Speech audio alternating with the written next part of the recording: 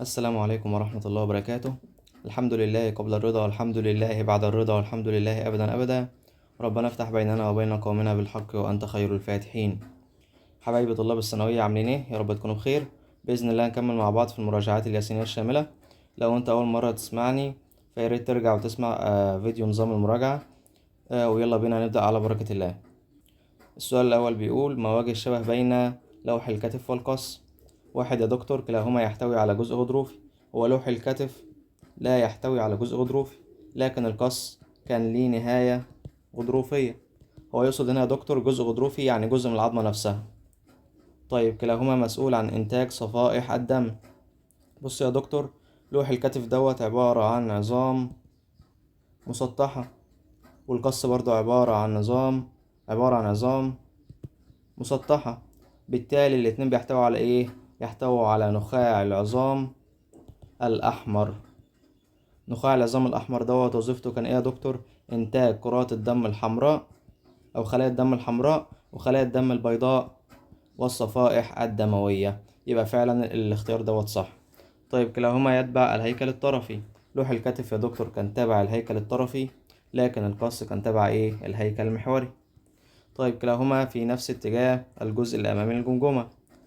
الجزء الأمامي للجمجمة يا دكتور اللي في نفس اتجاهه اللي هو عظمة القص، لكن بالنسبة للوح الكتف فهو تبع الجزء المخي أو الجزء الخلفي، لأن هو موجود ناحية ورا أو في الجهة الظهرية. يبقى دوت غلط. يبقى الإجابة الصح يا دكتور إيه؟ اللي هو رقم باء. السؤال اللي بعد كده بيقول: ادرس الرسم الذي أمامك ثم استنتج ما الحالة أو الحالات التي لا تتطلب الانتقال من الحالة 1 إلى الحالة 2. احنا قلنا يا دكتور إيه؟ واحد دوت خلية عادية خالص، مثلا 2 نون. لكن 2 دوت لو انت لاحظت جوه النواة هتلاقي ان المادة الوراثية حصل فيها تضاعف. في الأول كان معايا شريط واحد أزرق، بقى معايا 2، 1 2. كان معايا واحد بس أحمر، بقى معايا 1 2. بالتالي يا دكتور حصل ايه؟ حصل تضاعف في المادة الوراثية. دوت مثلا لو 2 نون، يبقى دوت برضو 2 نون كروموسوم، ولكن 4 نون دي ان ايه أو جزيئات دي ان ايه. تعالى اوضح لك الكلام دوت. لو انت فاكر، كان معانا في الطبيعة الخلية فيها نواة وفيها كروموسومات اللي هي 2 نون. طبعا بنتكلم عن خلية جسدية، ولكن ايه يا دكتور؟ كانت أحادية الكروماتيد، يعني كروماتيد وكروماتيد. لكن الناحية التانية يا دكتور هي نفس عدد الكروموسومات بالظبط، ولكن الكروموسومات بقت ثنائية الكروماتيد. بالتالي حصل تضاعف في الكروماتيدات، وكل كروماتيد فيه جواه جزيء دي ان ايه.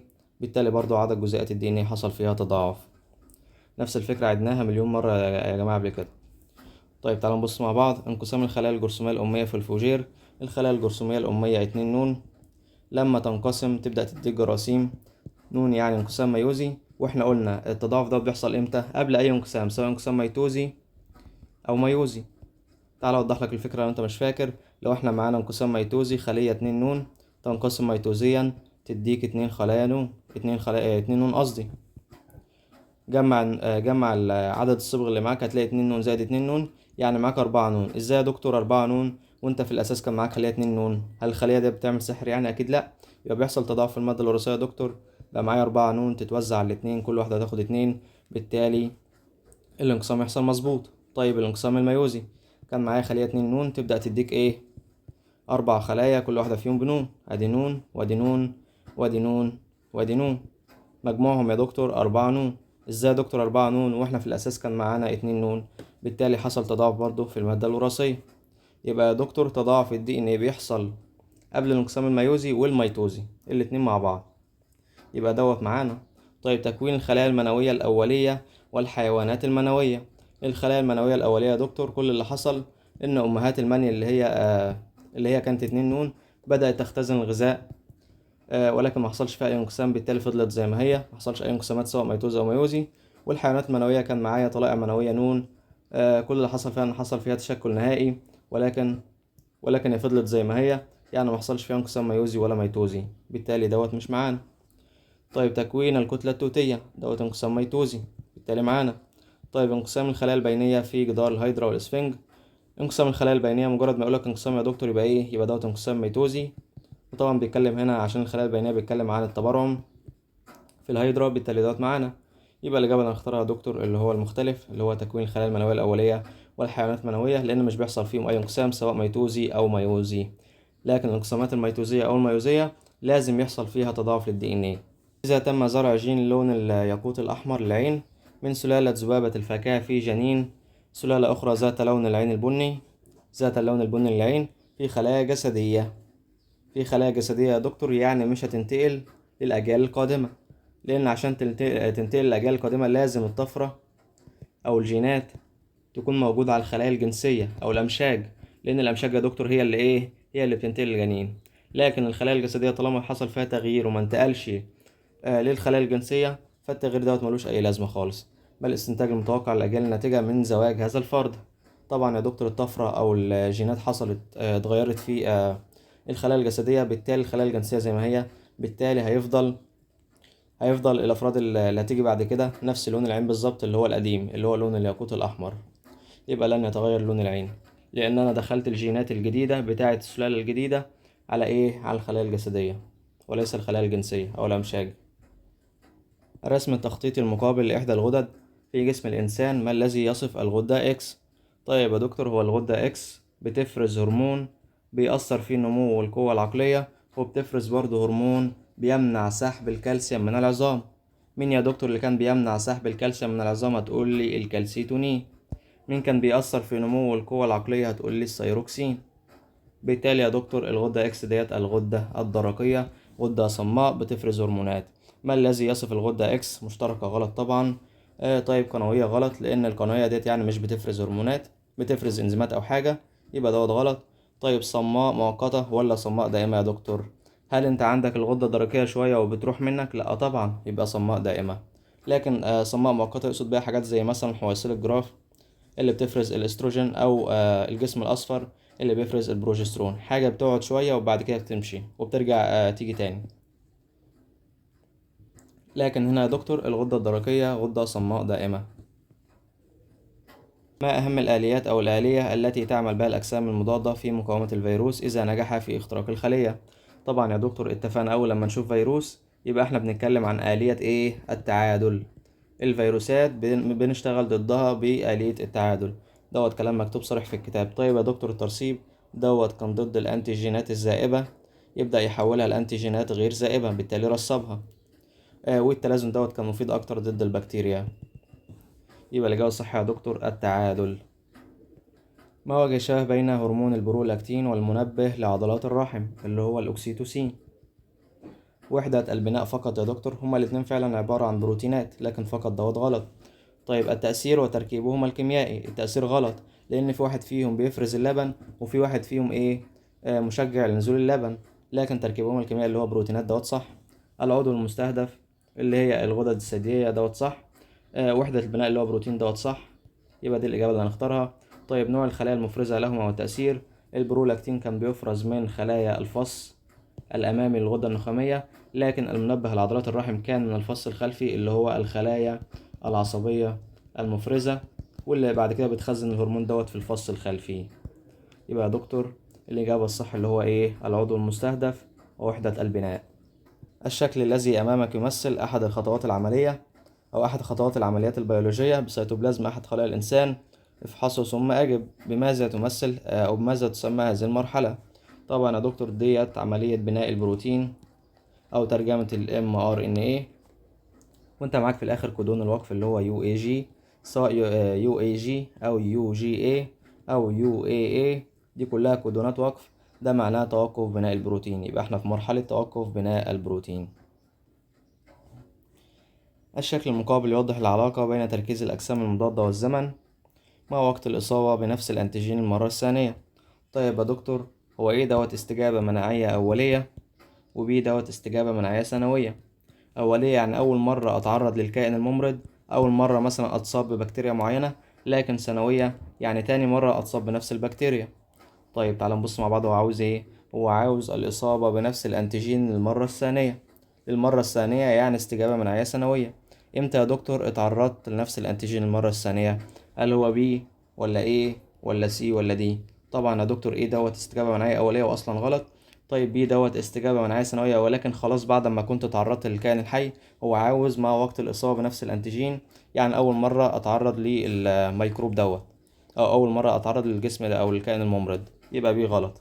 لان بي خلاص بعد ما اتعرضت له وتركيز الاجسام المضاده زاد. يبقى الاجابه الصح يا دكتور يا اما سي يا اما دي.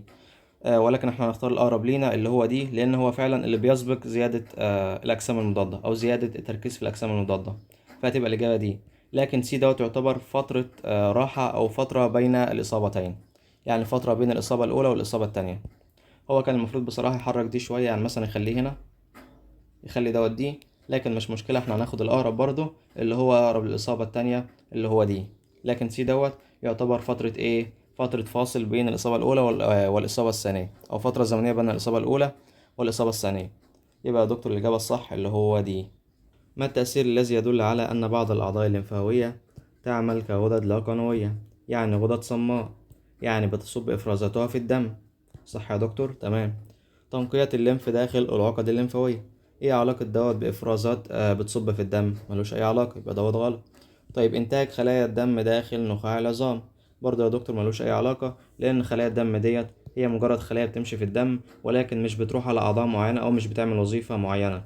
هي وظيفتها إن هي تدور في الدم وتشيل الأكسجين. لكن دوت ملوش أي دور بإيه، بالهرمونات، أو ملوش أي علاقة بالهرمونات. نضج بعض الخلايا الجذعية وتميزها إلى أنواع مختلفة. لما أقولك يا دكتور إن أنت معاك خلايا جذعية أو ستيم سيلز، بتديك خلايا بائية، والبائية بتفرز أو بتنتج أجسام مضادة ليها وظيفة معينة. ولما أقولك إن أنت معاك خلايا تائية، والتائية بتديك تائية مساعدة وتائية سامة وتائية مثبطة، وكل واحدة فيهم ليها وظيفة مختلفة. ولما أقولك إن أنت معاك خلايا قاتلة طبيعية، ولما أقولك برضو إن أنت معاك خلايا دم بيضاء أخرى زي الحامضية والقاعدية والمتعادلة وحيدة النواة، وكل واحدة فيهم ليها وظيفة معينة. مش دوت يا دكتور شبه وظيفة إفراز الهرمونات، أو شبه الهرمونات، كل هرمون بيروح على عضو معين وبيأدي وظيفة معينة. يبقى دوت بالظبط نفس الفكرة. نضج بعض الخلايا الجذعية وتميزها إلى إيه، إلى أنواع مختلفة، دوت فعلا صح. طيب الاستجابة المناعية التي تقوم بها بقع بير، ديت يا دكتور موجودة في الأمعاء. يبقى الاستجابة ديت بتحصل في الأمعاء، ملوش أي علاقة خالص بالدم، بالتالي ملوش أي علاقة بالهرمونات ولا بالغدد اللاقنوية. يبقى يا دكتور الإجابة الصح نضج بعض الخلايا الجذعية وتميزها إلى أنواع مختلفة، دوت فعلا هو الأقرب للغدد اللاقنوية والهرمونات. يمثل الشكل تركيز نوعين من المركبات في عضلات الفخذ أثناء أداء تدريبات شاقة متتالية، أي مما يلي يعبر عن المركب A و B على الترتيب. طيب يا دكتور معانا مركب عمال بيزيد وبعد كده بيقل، ومعانا مركب جه بعد فترة وبدأ يزيد وكان أصلا معانا في الأول بصفر. تعال نبص مع بعض. واحد، جلايكوجين وحمض اللاكتيك. هل ينفع يا دكتور يبقى ايه دوت اللي هو الجلايكوجين؟ يعني هل هو كان بصفر وبعد كده بدأ يزيد؟ بالعكس، كان معانا كمية حلوة من الجلايكوجين، بعد كده بدأ يتم استهلاكه، يعني بيقل، الطبيعي ان هو بيقل، يبقى دوت غلط. طيب جلايكوجين و ATP، قلنا بقى جلايكوجين غلط. طيب حمض اللاكتيك وجلوكوز. حمض اللاكتيك يا دكتور كان في الأول بصفر أو بتركيز منخفض جدا، ودوت فعلا صح، لكن بعد فترة من التمرين بدأ تركيزه يزيد، ودوت كلام معقول. والجلوكوز برضو نفس الكلام، زاد في الأول عشان أقدر أواكب التمرينات، بعد كده مع الوقت بدأ يقل لأن أنا عمال أستهلكه، يبقى دوت صح. طيب ADP وجلوكوز. ADP يا دكتور وجلوكوز. بص يا دكتور، هو ال ADP فعلا بيزيد، ولكن هل هو بيزيد يا دكتور بعد فترة من التمرين ولا بيزيد من البداية؟ هو ال ADP ده جاي من فين أصلا؟ جاي إن أنا بكسر ATP وحرر منها الطاقة فيديك ADP زائد مجموعة فوسفات. حلو الكلام. وال ATP ده جاي من فين؟ جاي من الجلوكوز. يبقى مجرد ما أكسر الجلوكوز يبقى أجيب ATP، ومجرد ما أكسر ال ATP يبدأ يديك ADP. بالتالي يا دكتور ال ADP المفروض بيجي معانا، ولكن بيزيد من الأول، مش بيجي عند نص الوقت ويبدأ يفتكر نفسه يزيد، لأ. يعني لو ده جلوكوز، لو الأخضر ده جلوكوز، فالمفروض يبدأ يديك ATP، وال ATP يبدأ يديك ADP من الأول. يعني لو المنحنى دوت موجود من الأول كان ممكن نتكلم فعلا إن ال ADP دوت اللي هو رقم يبقى دوت غلط. يبقى الإجابة المنطقية الوحيدة اللي معايا يا دكتور اللي هو رقم ج. ما الذي يحتاجه تفاعل نقل البيبتيدايل؟ طيب يا دكتور، هو تفاعل نقل البيبتيدايل دوت بيحصل بإيه؟ بمساعدة إنزيم منشط للتفاعل. والإنزيم المنشط للتفاعل دوت بيجي من فين؟ من تحت وحدة الريبوسوم الكبرى أو الكبيرة. تعال نبص مع بعض. تقارب مجموعة كربوكسيل حرة من حمض أميني مع مجموعة أر حرة من حمض أميني آخر، ده غلط، مش معانا مجموعة الألقايل، لكن مجموعة كربوكسيل مع مع مجموعة أمينو أو أمين. طيب توفر انزيم من تحت وحدة الريبوسوم الصغرى؟ لا طبعا، من تحت وحدة الريبوسوم الكبرى. توفر بروتين تنظيمي من تحت وحدة ريبوسوم كبرى؟ دوت فعلا صح، لان بروتين تنظيمي هو نفسه ايه؟ الانزيم، يقصد بيه الانزيم، يبقى دوت صح. طيب تقارب مجموعة امين حرة من حمض اميني مع مجموعة الكايل؟ دوت برضو غلط، مش معانا مجموعة الالكايل يا جماعة، لكن مجموعة امين فعلا مع مجموعة كربوكسيل، يبقى ده غلط. يبقى الاجابة الصح اللي هو رقم ج. أي مما يلي يحتوي على مجموعتين فوسفات حرة؟ يعني إيه يا دكتور فوسفات حرة؟ يعني معايا جزيء دي إن إيه بالشكل دوت مش ملتحم النهايات، في مجموعة فوسفات حرة عند النهاية 5 شرطة، مجموعة فوسفات حرة، ومجموعة فوسفات حرة الناحية التانية عند النهاية برضو 5 شرطة على الشريط التاني، يبقى دوت جزيء دي إن إيه غير ملتحم النهايات. لكن لو معايا جزيء دي إن إيه دائري، يعني جزيء دي إن إيه ملتحم النهايات، بالتالي مش هيكون معايا أي مجموعات فوسفات حرة. طيب تعال نبص مع بعض. البلازميد دوت جزيء دي ان ايه دائري، بالتالي غلط. طيب دي ان ايه الرئيسي في اوليات النواة؟ دوت برضو دي ان ايه دائري، يعني ملتحم النهايات، يعني غلط. طيب اي جزيء دي ان ايه في نواة الحيوان المنوي؟ الحيوان المنوي اللي هو من حقيقيات النواة، وهو هنا يقصد النواة تحديدا، هقول لك ليه، ولكن هو دوت صح. طيب دي ان ايه الذي يوجد في الكتلة الوسطى؟ دوت فعلا غلط، لأن القطعة الوسطى تحتوي على إيه يا دكتور؟ دوت الحيوان المنوي لو أنت فاكر كان عبارة عن رأس وعنق وقطعة وسطى بعد كده ديل. الرأس كان فيها نواة، والنواة فيها دي ان ايه اللي احنا عارفينه اللي هو تبع حقيقيات النواة، لكن القطعة الوسطى يا دكتور كان جواها ميتوكوندريا، والميتوكوندريا زي ما انت فاكر فيها دي ان ايه يشبه الدي ان ايه الخاص بايه؟ بأوليات النواة. يبقى الدي ان ايه الموجود في الميتوكوندريا يشبه الدي ان ايه الخاص بأوليات النواة، بالتالي عبارة عن دي ان ايه دائري، بالتالي ملتحم النهايات، بالتالي مفيش مجموعات ايه فوسفات حرة. لكن نواة الحيوان المنوي تحتوي على الدي ان ايه اللي احنا عارفينه اللي هو جزيء بالشكل دوت. طيب يبقى الإجابة الصح يا دكتور هو عاوز مجموعات فوسفات حرة، يبقى الموجودة في نواة الحيوان المنوي. الشكل الذي أمامك يمثل أحد أنواع العضلات، افحصه ثم أجب. ما الذي يتميز به هذا النوع من العضلات عن غيرها؟ طيب يا دكتور هي دي كده عضلات ايه؟ عضلات قلبية. ليه يا دكتور عضلات قلبية؟ لأن أولا عضلات خيطية ومخططة، وثانيا ايه؟ إن هي متفرعة. لكن العضلات الهيكلية كانت خيطية مخططة بالشكل دوت، ولكن ما كانتش متفرعة، كل ليفة عضلية منفصلة عن ايه؟ عن الليفة العضلية التانية. لكن القلبية بتكون متفرعة، يعني بتدخل على بعضها وبتنفذ على بعضها. وثانيا برضو ان العضلات القلبية بيكون فيها الخلية بيكون فيها نواة او اتنين، لكن العضلات الهيكلية بيكون فيها انوية عديدة. لكن دوت حاجة مش واضحة قوي هنا، اللي واضح هنا ان هي ايه؟ عضلات خيطية ومخططة وايه؟ وان هي متفرعة، يبقى دي عضلات قلبية. طيب تعالى نبص مع بعض. تتميز عن العضلات الهيكلية في كونها مخططة؟ قلنا الاتنين مخططين، يبقى دوت غلط. طيب تتميز عن العضلات القلبية في كونها خيطية؟ دوت برضو غلط. طيب تتميز عن العضلات الهيكلية في كونها ذاتية الحركة يا دكتور؟ دوت فعلا هو الإجابة الصح. القلب بيكون فيه حاجة يا دكتور اسمها الأوتوماتيسيتي، يعني القلب بيشغل نفسه بنفسه. يعني أقول لك إيه؟ لو أنا معايا عضلات القلب، او لو انا جيت وفصلت القلب خالص عن الجسم، هتلاقي القلب عمال ينبض وعمال يشتغل برضه، حتى لو انت فصلته عن اي تنبيه من الجسم، حتى لو انت فصلت كل الاعصاب عنه هيفضل يشتغل برضه، لان كان عنده حاجه اسمها اس اي نود. لو انت فاكر الكلام دوت، كان عنده حاجه اسمها اس اي نود واي في نود، وبعد كده بيركنجي فايبرز. الكلام دوت اللي انت خدته في تانية، ولكن مش مهم. المهم اعرف لي ايه؟ ان انت لما بتفصله بيتحرك لوحده لفتره من الزمن، يعني عنده حركه ذاتيه، بيتحرك لوحده من غير اي تنبيهات عصبيه، يبقى دوت فعلا صح. طيب تتميز عن العضلات الملساء في كونها لا إرادية؟ دوت غلط، لأن الاتنين عضلات لا إرادية، يبقى الإجابة الصح يا دكتور اللي هو رقم ج. السؤال اللي بعد كده، ما هي الوسيلة أو الوسائل التي تثبط الغدة النخامية للمرأة من إفراز هرموني الحويصلة والجسم الأصفر؟ طيب يا دكتور هو يقصد هرموني الحويصلة والجسم الأصفر الهرمونات اللي بتكون حويصلة الجراف والجسم الأصفر اللي هم FSH و LH. طيب وظيفتهم كان ايه اصلا؟ FSH يا دكتور كان بيكون حويصل الجراف، وحويصل الجراف كانت بتروح وبتفرز ايه؟ الاستروجين. طيب الناحية التانية LH كان بيكون الجسم الاصفر، والجسم الاصفر كان بيفرز ايه؟ البروجسترون. طيب يا دكتور لما زود الاستروجين وزود البروجسترون، مش دوت كان بيعمل تغذية راجعة سلبية ويروح يقلل ال FSH؟ طيب لما ازود البروجسترون مش دوت كان بيعمل تغذية رجعة سلبية ويروح يقلل ال LH؟ طبعا يا دكتور. بالتالي لما انا ادي حاجة شبه الاستروجين والبروجسترون، مش دوت كده هيضحك على المخ، هيضحك على الغدة النخامية ويقول لها قللي ال FSH وال LH عشان انا معايا الاستروجين والبروجسترون عالي. بالتالي يا دكتور يقلل ال FSH وال LH فعلا. بالتالي لو انا عاوز امنع افراز FSH و LH، هشتغل على ميكانيزم او طريقة التغذية الرجعة سلبية، ازود استروجين وبروجسترون، بالتالي دوت يضحك على المخ ويروح ويقلل ال LH وال FSH، بالتالي يمنع تكوين حويصلة جراف جديدة وتكوين جسم اصفر جديد، ويمنع بالمرة دورة الطمس. طيب تعالى نبص مع بعض. طبعا طول ما احنا بنستخدمه بيمنع دورة الطمس، لكن احنا بنستخدمها ونوقفها بعد 3 اسابيع.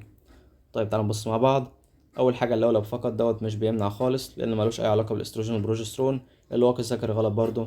الاقراص فقط هو دوت فعلا صح، لان هي بتحتوي على هرمونات تشبه هرمونات او تراكيب تشبه هرموني الاستروجين والبروجسترون. طيب التعقيم الجراحي دوت غلط، يبقى الاجابه الصح اللي هو رقم ج. الشكل الذي امامك يمثل او يوضح حاله انزلاق غضروفي، افحصها ثم اجب ما الضرر الناتج عن هذه الحاله. طيب يا دكتور معانا دي فقرات، وطبعا دي منطقة الفقرات القطنية حتى من شكلها. اللي معاك في النص دوت عبارة عن أقراص غضروفية، سواء ده أو ده أو ده. واضح إن فيه هنا انزلاق غضروفي. طيب هو بيضغط على أنه عصب يا دكتور؟ هو قالك إن اللي فوق ده العصب الشوكي الرابع للفقرات القطنية، يبقى اللي تحتيه العصب الشوكي الخامس. طيب يا دكتور الكورس الغضروفي دوت بيضغط على العصب الشوكي الخامس. تعال نبص مع بعض. ألم في الأطراف العلوية. طيب يا دكتور الفقرات القطنية ديت أصلا تحت، بالتالي بتأثر أكتر على الأطراف السفلية، لكن الأطراف العلوية موجودة فوق. طيب الضغط على جذور العصب الشوكي الثالث، وهو فين أصلا الثالث مش موجود معانا، يبقى دوت غلط. طيب ألم في الأطراف السفلية دوت فعلا صح. سؤال اتكرر مليون مرة. لما بضغط على الأعصاب الموجودة ناحية تحت في الفقرات القطنية وتحتها، دوت ساعتها بيبدأ يأثر على الأطراف السفلية. طيب الضغط على جذور العصب الشوكي الرابع للفقرات القطنية، هو هنا يا دكتور بيضغط على الخامس أكتر. بالتالي الإجابة الصح اللي هو يبقى ده غلط طبعا. بالتالي الإجابة الصح اللي هو رقم ج. ما وجه الشبه بين التوالد البكري والإثمار العذري؟ أول حاجة نفس الجزء الذي يتم تنشيطه. في التوالد البكري يا دكتور كان الجزء اللي بيتم تنشيطه البويضة، لكن في الإثمار العذري المبيض هو اللي بيحتوي على البويضات. في التولد البكري البويضة، لكن في الإثمار العذري المبيض. طيب نفس الكائنات التي يتضح بها الحالة؟ طبعا لأ. الإثمار العذري موجود في النباتات، لكن التولد البكري موجود في الحيوانات، زي مثلا حشرة المن ونحل العسل، وبعد كده نجم البحر والضفادع والأرانب والكلام دوت، يبقى دوت غلط. طيب كلاهما يتم صناعيا بنفس الوسيلة، برضو غلط، لأن في الإثمار العذري كنت بستخدم خلاصة حبوب اللقاح أو أندول حمض الخليك أو نفسول حمض الخليك، وببدأ أرش بيهم المياسم. لكن بالنسبة للتولد البكري يا دكتور كنا بنستخدم مثلا بعض الأملاح، أو بنستخدم الرج أو الصدمة الحرارية أو الكهربية أو لغز بالإبر، الكلام دوت كله، يبقى الطرق مختلفة، يبقى دوت غلط. طيب كلاهما يتم بدون إخصاب، دوت فعلا هو الإجابة الصح. إخصاب يعني اندماج مشيج مؤنث مع المشيج المذكر، لكن دوت مش بيحصل في التولد البكري وفي الإثمار العذري، بالتالي هو الإجابة الصح. ما هي الخلية أو الخلايا المناعية المتخصصة التي تهاجم الخلايا السرطانية؟ طيب يا دكتور هو عاوز هنا خلايا بتهاجم الخلايا السرطانية، ولكن متخصصة. هو اللي بيهاجم الخلايا السرطانية عموما الخلايا التائية السامة والخلايا القاتلة الطبيعية، ولكن هو هنا بيسأل عن المتخصصة. القاتلة الطبيعية ليست متخصصة، بالتالي الإجابة الصح اللي هو الخلايا التائية السامة، لأن هي فعلا متخصصة. يبقى الإجابة الصح تي سي فقط. ليه يا دكتور؟ خد بالك هو بيقول هنا متخصصة، يعني تبع خط المناعة الخط المناعي الثالث أو خط الدفاع الثالث. ادرس الرسم الذي يوضح فعل أحد إنزيمات الكسر على بلازميد بكتيري عند موقع التعرف س، ثم أجب كم عدد الروابط التي يتم كسرها بواسطة إنزيمات الكسر في البلازميد. طيب تعالى نبص مع بعض. وإنزيم الكسر بيشتغل في الاتجاه دوت، يعني عدى على الموقع ده وعدى على الموقع ده وعدى على المنطقة ديت برضه. طيب تعالى نبص مع بعض. وبين A و A في رابطة تساهمية، وهو عدى هنا كسر هنا، وبين A و A برضو في رابطة تساهمية، وهو عدى برضو كسر هنا، يبقى انت كسرت 2 روابط تساهمية. احنا اتفقنا يا دكتور بين كل نيوكليوتيدة والنيوكليوتيدة اللي بعدها في رابطة تساهمية اللي هي ديت، فانت رحت وعديت وكسرت بينهم اول حاجة، يبقى 2 روابط تساهمية. طيب بعد كده يا دكتور معاك روابط هيدروجينية، بين ال A وال T في 2، بين ال C وال G في 3، بين ال C وال G في 3، بين ال A وال T في 2، يبقى مجموعهم يا دكتور حوالي 10، يبقى 10 روابط هيدروجينية. يبقى انت معاك 2 روابط تساهمية و10 روابط هيدروجينية، يبقى الإجابة الصح اللي هو رقم باء. إذا علمت أن جين الهيموجلوبين الطبيعي يتكون من 600 حمض أميني، ولد شخص مصاب بنوع من الأنيميا بسبب خلل في الجين الذي ينتج الهيموجلوبين، مكون من 620 حمض أميني، أي مما يكون أو قد يكون سببا في استطالة سلسلة عديد البيبتايد. طيب يا دكتور معايا 600 حمض أميني، يعني معايا 600 كودون، وطبعا معايا في النهاية كودون الوقف اللي هو UAG أو UAA أو UGA. اتفقنا يا دكتور كل حمض أميني بيمثلوا شفرة ثلاثية، وأنا معايا 600 حمض أميني، يبقى معايا 600 كودون أو 600 شفرة، وفي النهاية كودون الوقف عشان يبدأ يوقف سلسلة تكوين البروتين أو عملية صناعة البروتين. طيب يا دكتور لما أجي ألعب في كودون الوقف دوت وأغيره، مش أنا كده يا دكتور كملت في عملية تكوين البروتين؟ لأن خلاص مبقاش في معايا كودونات وقف، بالتالي هفضل أكمل في عملية تكوين البروتين لحد أما أقابل كودون وقف تاني. يبقى أنا يا دكتور لو غيرت في تركيب كودون الوقف ومبقاش معايا كودون وقف، بالتالي عملية البروتين هتفضل مستمرة، لأن الحاجة الوحيدة اللي بتوقفها اللي هي اللي هي كودونات الوقف. يبقى أنا دلوقتي يا دكتور عشان أطول سلسلة عديد البيبتايد، عشان أفضل أكمل في عملية تكوين البروتين، لازم أروح وأغير في كودونات الوقف. طيب تعال نبص مع بعض. دوت كان كودون وقف UAA، بعد كده اتحول ل UAG، هو برضو كودون وقف بالتالي مش هينفع. طيب دوت CGA اتحول ل UGA، دوت كودون وقف، يبقى انا كده زودت الموضوع سوقت الموضوع اكتر.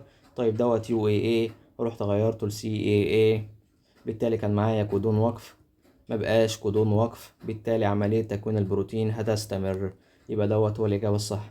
طيب رقم ج كان معايا GAA اتحول ل ACG، اتحول ل ACG. طيب يا دكتور هل كده في أي حاجة اتغيرت؟ ما اتغيرتش، بدلت حمض أميني بحمض أميني آخر، غيرت شفرة بتمثل حمض أميني بشفرة بتمثل حمض أميني، مفيش حاجة في دولت أصلا كودونات وقف، يبقى الإجابة الصح يا دكتور اختار د، لأن معايا كودون وقف رحت حولته لحاجة مش كودون وقف، بالتالي يا دكتور عملية البروتين أو عملية تكوين البروتين هتفضل مستمرة، يبقى الإجابة الصح اللي هو رقم د. قطعة DNA على شكل لولب مزدوج، إذا كانت نسبة النيوكليوتيدات التي تحتوي على قاعدة بريميدينية يخرج منها 3 روابط هيدروجينية يساوي 25%، ما هي نسبة النيوكليوتيدات التي تحتوي على الصيمين؟ طيب يا دكتور البريميدينات أصلا اللي هي السي والتي، السيتوزين والصيمين. طيب يخرج منها 3 روابط هيدروجينية، يعني يقصد بيها السي بترتبط مع الجي فعلا ب3 روابط هيدروجينية. طيب السي ب25%، يبقى الجي ب25%، يتبقى معاك 50 يتوزعوا على الاي والتي، كل واحدة فيهم 25%، بالتالي نسبة الصيمين برضو 25%. أي مما يدل على قصور نظرية الخيوط المنزلقة. طيب يا دكتور هو النظرية ديت فسرت فسرت آلية انقباض العضلات الهيكلية، لكنها ما فسرتش أو لم تفسر آلية انقباض العضلات الملساء، بالرغم من يا دكتور إن هي بتحتوي على خيوط أكتينية أو خيوط تشبه إلى حد كبير خيوط الأكتين، يعني فيها خيوط يا دكتور شبه خيوط الأكتين، ولكن مع ذلك ما انقبضتش بنفس الطريقة اللي انقبضت بيها العضلات الهيكلية، واللي هي بتحتوي برضو على الأكتين والميوسين. يبقى يا دكتور دوت فعلا صح، هنختار حاجة تبع العضلات الملساء، يعني فيها خيوط تشبه خيوط الأكتين ولكن لم تنقبض بنفس الطريقة، أو النظرية ديت فعلا ما فسرتش آلية انقباضها. طيب أول حاجة انقباض العضلة التوأمية والعضلة ذات الرأسين، دي كده عضلات عضلات هيكلية، يبقى دوت غلط. طيب انقباض عضلات الفخذ، دوت برضه عضلات هيكلية، يبقى دوت غلط. طيب انقباض عضلات الرحم، دوت عضلات ملساء، وفعلا النظرية ديت ما فسرتش انقباض العضلات الملساء، بالتالي دوت صح. طيب انقباض العضلة ذات الثلاث رؤوس والعضلات بين الضلوع، دي برضه عضلات هيكلية، بالتالي دوت غلط، يبقى الإجابة الصح اللي هو رقم ج.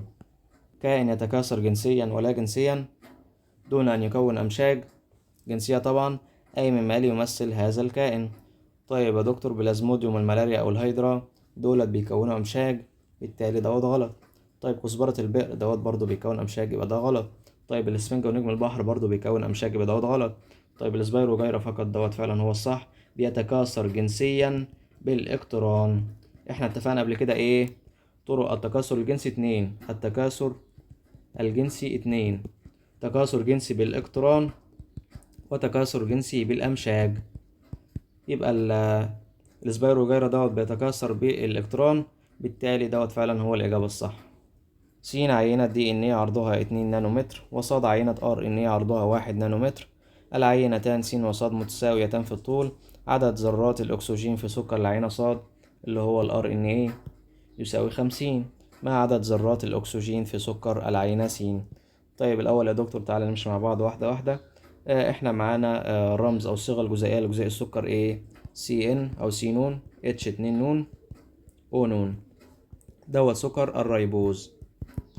طيب يا دكتور سكر الريبوز الواحد عبارة عن سي 5 اتش 10 او 5، لكن احنا معانا هنا كم أكسجينة؟ معانا 50، يبقى معاك سي نون اتش 2 نون او 50. او 50 يعني كان معاك في الأول او 5 دوت جزيء واحد، لكن هنا بقى معاك او 50 يعني ضربت في 10، يعني معاك 10 جزيئات سكر الريبوز. افهم معايا بالراحة. في الطبيعي يا دكتور جزيء السكر الواحد بيكون فيه 5 ذرات أكسجين.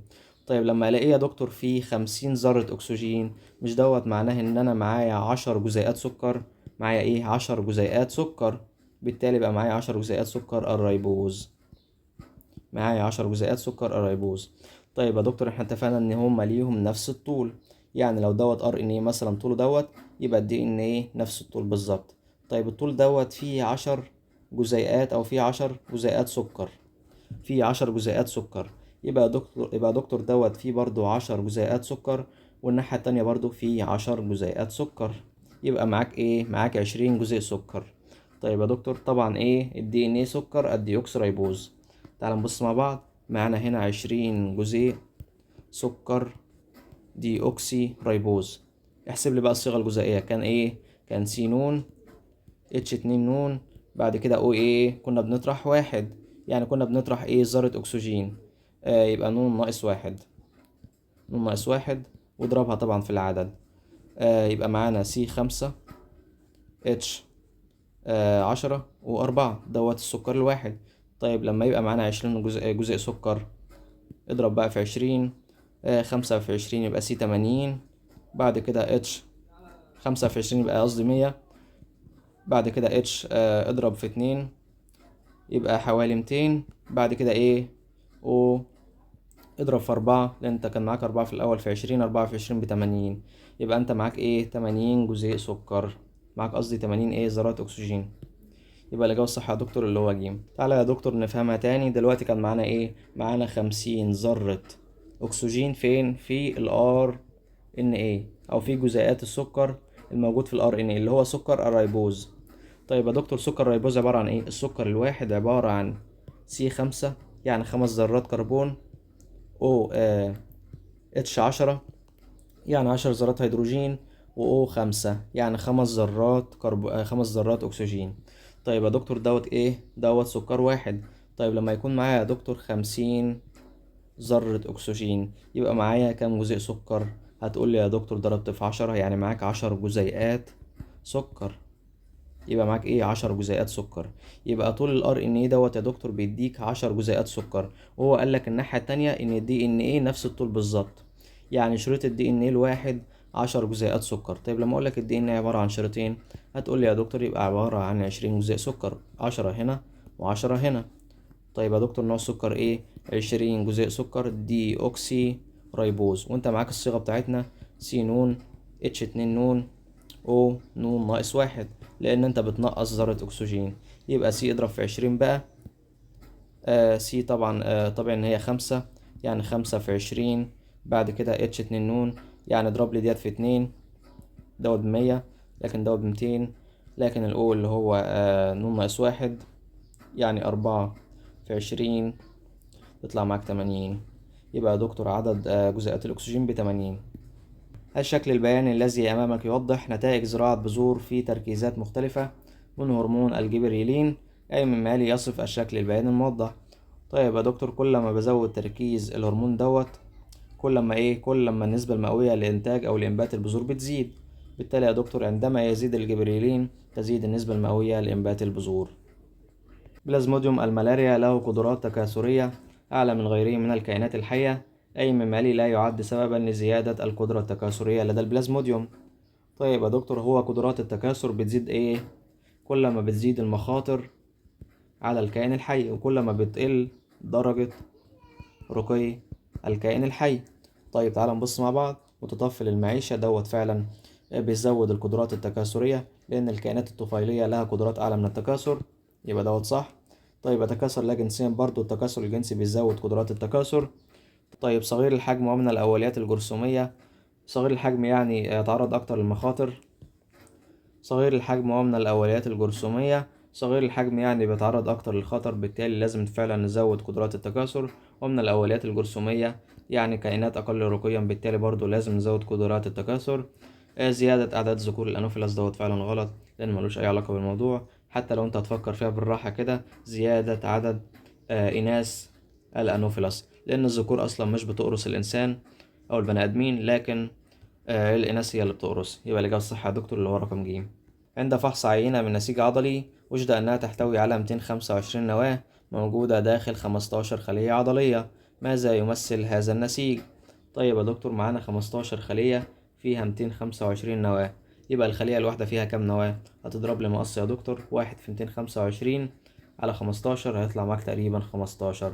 يبقى أنت مع كل خلية عضلية أو كل ليفة عضلية فيها 15 نواة.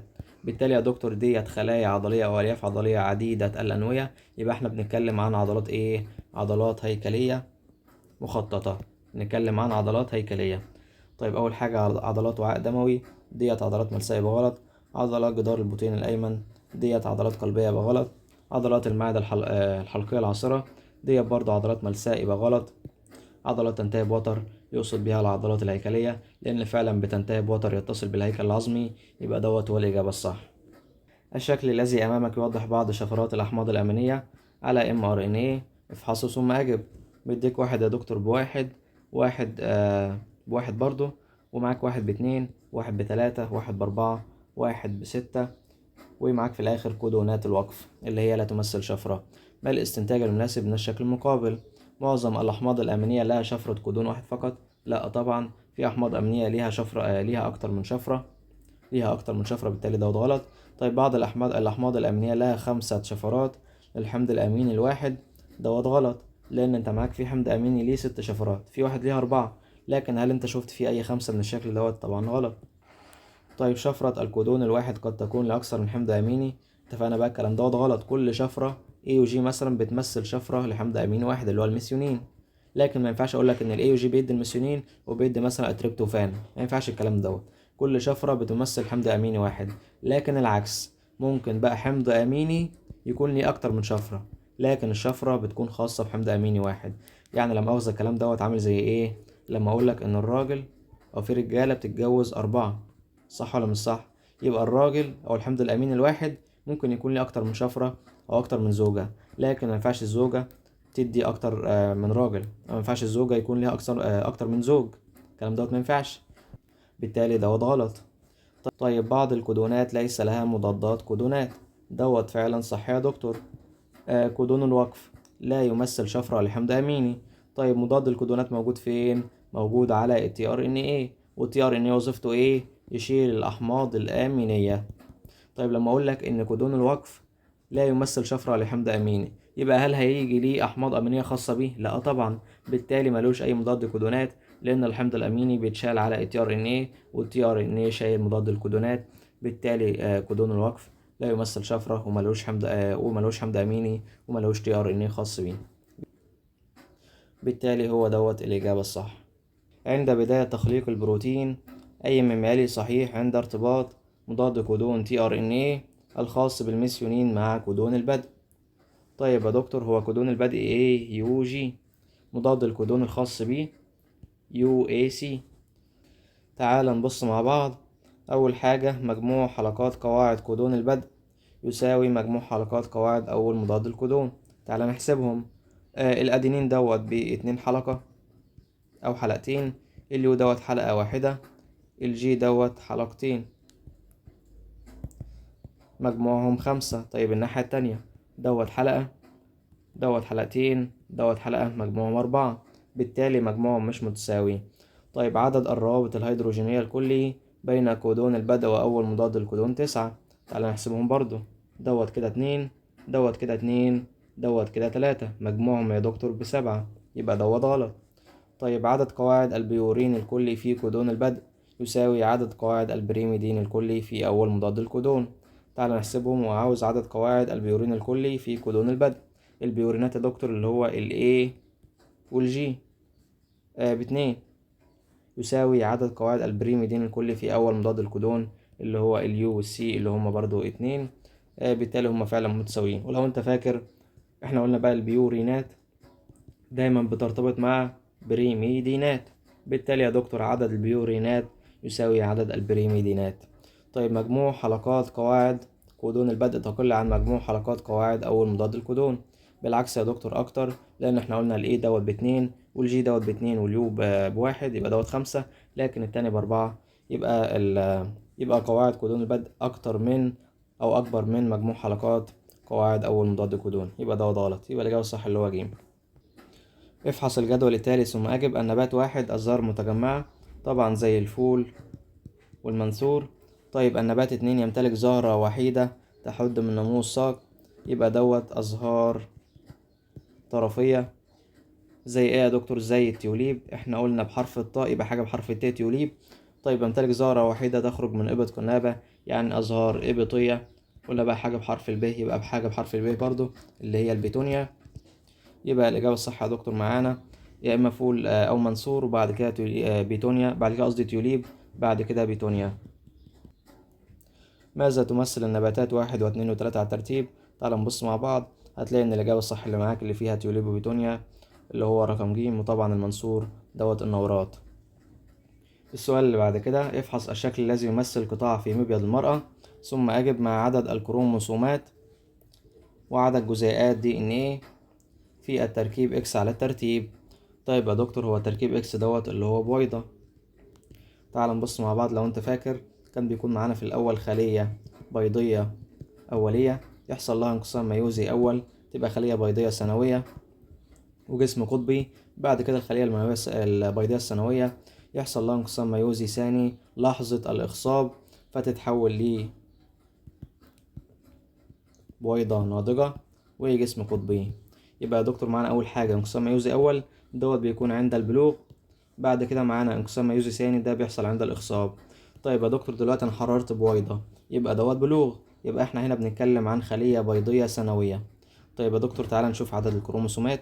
في الأول كان معانا خلية بيضية أولية، وعارف إن بشرح الموضوع ده بسرعة ولكن احنا شرحناه مليون مرة يا شباب. خلية بيضية أولية يعني 2 نون. تعال نبص على الكروموسومات بتاعتها، هتلاقي إن فيها كروموسومات ثنائية المجموعة الصبغية، لأن دوت يسبق الانقسام مباشرة. واحنا قلنا إن قبل أي انقسام لازم يحصل تضاعف في إيه؟ في عدد أو في عدد جزيئات DNA، لكن عدد الكروموسومات بيفضل 2 نون يعني ثابت. طيب يا دكتور بعد الانقسام الميوزي الأول اللي هو خلية بيضية ثانوية، عدد الكروموسومات بيقل للنص، يعني معانا 23 كروموسوم، ولكن كل واحد فيهم ب2 كروماتيد، يعني معايا 46 جزيء DNA. وارجع الفيديوز اللي قبل كده هتلاقينا شرحنا الفكرة دي بالتفصيل. طيب يا دكتور تعال اشرح لك الفكرة دي بسرعة. لو انا معايا خلية 2 نون عادية خالص فيها كروموسومات أحادية الكروماتيد، قبل أي انقسام سواء ميتوزي أو ميوزي تتحول لكروموسومات ثنائية الكروماتيد 2 نون برضو. ليه الكلام دوت يا دكتور؟ لأن كل كروماتيد بيحتوي على جزيء DNA، بالتالي أنا عاوز أعمل تضاعف في المادة الوراثية عشان كل خلية تاخد المادة الوراثية الكاملة. احنا قلنا لو أنا معايا خلية 2 نون بتدي خليتين 2 نون، بالتالي مجموعهم 4 نون، يبقى لازم أضاعف المادة الوراثية ل4 نون. حلو الكلام. يبقى هنا لازم يحصل تضاعف في عدد الكروماتيدات عشان كل خلية تاخد المادة الوراثية الكاملة. بالتالي معايا هنا 46 كروموسوم و46 جزيء DNA، لكن معايا هنا 46 كروموسوم وعشان كل كروموسوم ثنائي الكروماتيد يعني فيه 2 كروماتيد، يعني معايا 92 جزيء دي ان ايه دوت كده قبل اي انقسام. بعد كده يا دكتور يحصل انقسام ميوزي اول، فالعدد الصبغي يقل للنص، يعني معايا نون، ولكن ثنائي الكروماتيد مع نون برضو ثنائي الكروماتيد. بالتالي كل واحد فيهم فيه 23 كروموسوم، ولكن لسه برضو فيه ضعف عدد جزيئات الدي ان ايه، يعني 46 جزيء دي ان ايه 46 جزيء دي ان ايه دوت. طبعا ممكن نمثله بخلية منوية أولية أو خلية بيضية أولية، لكن دوت خلية منوية ثانوية أو خلية بيضية ثانوية. طيب يا دكتور، يبقى اكس دوت معايا خلية بيضية ثانوية، يعني فيها 23 كروموسوم ولكن 46 جزيء دي ان ايه، يعني الإجابة الصح اللي هو د. الأشكال س وصاد وعين ولام تمثل حالات مختلفة للطفرات في الإنسان، افحصها ثم أجب. ما الحالة أو الحالات التي تمثل طفرة صبغية عددية لذكر بزيادة في صبغي واحد؟ طيب يا دكتور، هو هنا بيقولك في ذكر، تعالى نستبعد الأول الأنثى. إكس دوت أنثى ترنر، وس دوت أنثى برضه عشان إكس، يبقى دوت غلط وده غلط. هيتبقى معاك صاد ولام، تعالى نبص عليهم. دوت فعلا فيه زيادة في صبغي واحد اللي هو دوت، وهنا برضو ده فيه زيادة في صبغي اللي هو صاد، يبقى الإجابة الصح اللي هو لام وصاد. لكن عين وسين دوت أصلا مش ذكر. الشكل الذي أمامك يمثل المواد س وصاد وعين ولام، لها دور هام في الدعامة التركيبية، لها مادة منفذة للماء، يبقى بيتكلم عن السلوز. صاد تحافظ على الدعامة الفسيولوجية للبشرة، يعني بيتكلم عن الكيوتين. ماذا تمثل المادة عين وصاد على الترتيب؟ طيب ولام دوت سليلوز، وصاد دوت كيوتين، هيتبقى معاك عين وسين. هو قال إن عين بتشارك مع السليلوز في الصلابة، يعني عين دوت اللجنين. السليلوز مع اللجنين بيعملوا نسيج سكلرانشيمي بيتميز بإيه؟ بيتميز بالصلابة، يبقى يا دكتور عين دوت اللجنين. طيب س دوت اتبقى معانا غير منفذ الماء اللي هو السيوبرين، يبقى يا دكتور هو عاوز عين وصاد، عين دوت اللجنين، وصاد دوت اللي هو الكيوتين، يبقى الإجابة الصح اللجنين والكيوتين. الشكل المقابل يوضح جزء من عملية تضاعف دي ان ايه. كم عدد أنواع الإنزيمات المطلوبة لبناء الشريط ب ثم ايه؟ طيب يا دكتور بص معايا، هو دوت 3 شرطة يبقى الناحية التانية 5 شرطة، دوت 5 شرطة يبقى الناحية التانية 3 شرطة. واحنا عارفين ان انزيم بلمرة الدي ان ايه بيشتغل في الاتجاه 5-3، يعني بيكون الأشرطة الجديدة في الاتجاه 5-3. تعال نبص مع بعض، دوت 5-3 في الاتجاه ده، يبقى الناحية التانية 3-5، يبقى دوت 3-5، يبقى دوت 3-5، يبقى الاتجاه الكلي 3-5. يبقى يا دكتور انزيم البلمرة بيشتغل في الناحية ديت، يبقى بيبعد عن انزيم اللولب، يبقى بيكون ايه؟ قطع منفصلة. كل ما يكون قطعة يرجع ويلف ويكون قطعة جديدة، نفس الكلام برضو، يعني دوت الأصلي المعاكس. والأصل المعاكس يا دكتور عشان نكون الشريط المكمل ليه محتاجين انزيمات بلمرة وانزيمات ربط عشان اربط ايه؟ القطعة المنفصلة. كل ما اكون قطعة برجع بلف بكون قطعة منفصلة، نفس الكلام للآخر. يبقى محتاجين انزيم بلمرة وانزيم ربط، يبقى دوت محتاج انزيمين. لكن التانية يا دكتور 5-3 ماشي مظبوط مع اتجاه انزيم اللولب، بالتالي بيكون شريط متصل، بالتالي محتاج بس انزيم ايه؟ انزيم البلمرة. يبقى يا دكتور بي محتاج انزيم واحد، لكن ايه؟ محتاج انزيمين. يبقى يا دكتور الإجابة الصح اللي هو 1 و2. افحص الشكل المقابل ثم اجب إلى ما يشير اكس. بص يا دكتور، معانا انزيم بلمرة دي ان ايه، يعني معايا شريط من الدي ان ايه ومعايا كمان شريط، كل واحد فيهم بيتكامل مع شريط جديد ويبدأوا يكونوا لي جزيء دي ان ايه. يعني يا دكتور انزيم البلمرة ده وظيفته ايه؟ يكون دي ان ايه من دي ان ايه. لكن انزيم النسخ العكسي بيكون دي ان ايه من ايه يا دكتور؟ من ار ان ايه. يعني معايا شريط ار ان ايه يبدأ يكون لي ايه؟ شريط من الدي ان ايه. يبقى دوت كده بالنسبة للفكرة بتاعتنا في الانزيمات ديت. طيب تعال نبص مع بعض. إضافة نيوكليوتيدات جديدة تحتوي على سكر الريبوز، احنا قلنا يا دكتور دوت بيكون دي ان ايه ودوت بيكون دي ان ايه، يبقى الاتنين بيحتوي على ايه؟ على سكر الدي اوكس ريبوز، لان دوت دي ان ايه. طيب تكوين روابط هيدروجينية وروابط تساهمية، طبعا لا يا دكتور، لان حتى انزيم النسخ العكسي من اول نظرة بيكون شريط واحد من الدي ان ايه، يعني في فقط روابط هيدروجين تساهمية، بالتالي مفيش اي روابط هيدروجينية، يبقى دوت غلط، مفيش اي روابط هيدروجينية. طيب إضافة نيوكليوتيدات جديدة تحتوي على اليوراسيل للشريط الجديد. طبعا لا تحتوي على اليوراسيل لأن دوت بيكون DNA، يعني بيحتوي على الصيمين. طيب تكوين روابط تساهمية فقط، دوت فعلا الحاجة المشتركة بين الاتنين، يبقى الإجابة الصح يا دكتور اللي هو رقم د. السؤال اللي بعد كده، الشكل الذي أمامك يوضح أحد آليات الأجسام المضادة للقضاء على البكتيريا. يؤدي ارتباط واي بالأنتيجينات الموجودة على البكتيريا إلى تنشيط إكس إلى ما يشير إكس. طيب يا دكتور، هو واي ده أجسام مضادة، إيه اللي كان بيرتبط بالأجسام المضادة الموجودة على سطح البكتيريا يا دكتور؟ هتقول لي المكملات أو المتممات. كانت بترتبط بالأجسام المضادة وتبدأ العملية ديت تحلل الأنتيجينات الموجودة على سطح البكتيريا، بالتالي تدمر البكتيريا وتخليها في متناول الخلايا البلعمية الكبيرة.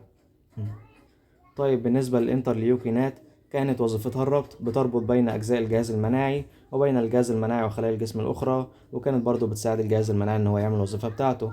طيب الكيموكاينات، كانت وظيفتها عوامل جذب الخلايا البلعمية. طيب الانترفيرونات، كان وظيفتها منع انتشار وتكاثر الفيروس. كان معانا خلايا مثلا مصابة بفيروس معين، تبدأ الخلية دي تفرز الانترفيرونات فتروح للخلايا المجاورة ليها، وبالتالي تحميها من الإصابة وفي نفس الوقت تمنع تكاثر وانتشار الفيروس. يبقى يا دكتور الإجابة الصح اللي هو اللي هو المكملات. كانت بتروح وبتمسك في الأجسام المضادة، وبعد كده تبدأ تحلل الأنتيجينات الموجودة على سطح البكتيريا، بالتالي تخليها في متناول الخلايا البلعمية أو الخلايا اللي هتاكلها بعد كده. يبقى الإجابة الصح اللي هو ج. إذا علمت أن فيروس HIV المسبب لمرض العوز المناعي البشري المعروف بالإيدز يقوم بتدمير تدريجي لخلايا CD4، أحد أنواع خلايا الدم البيضاء، ما المادة أو المواد التي تقل تدريجيا في جسم المصاب الحامل لهذا الفيروس؟ طيب يا دكتور، هي بتكسر خلايا CD4، يعني بتكسر الخلايا التائية المساعدة اللي هي تي هيلبر. واحنا عارفين ان التي هيلبر بتفرز بتفرز سيتوكاينات وانترليوكينات. بالتالي يا دكتور الحاجة اللي هتقل معايا اللي هي الخلايا التائية المساعدة، بالتالي برضو هتقل الحاجات اللي هي بتفرزها وبتطلعها اللي هي الانترليوكينات والسيتوكاينات.